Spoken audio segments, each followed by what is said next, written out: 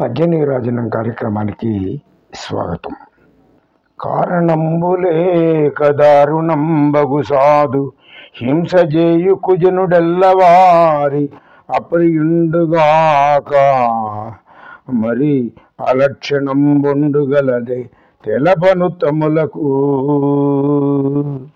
నిష్కారణంగా దారుణంగా సాధుహింస చేసేటువంటి దుర్మార్గులకు అందరకును అప్రియుడగును.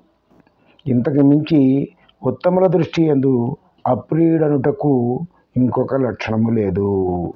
ఎవడైతే కారణం లేకుండా ఇతరులను హింసిస్తూ ఉంటాడో వాడు అందరి దృష్టిలో కూడా అప్రియుడే అనబడతాడు తప్ప ఇంతకంటే అప్రియుడు అంటానికి వేరే ఇంకేమీ కూడా మనం ఆలోచించవలసినటువంటి అవసరం లేదు అని చెప్పేసి ఈ విధంగా పద్యనీరాజనం కార్యక్రమంలో తెలియజేస్తూ ఉన్నారు.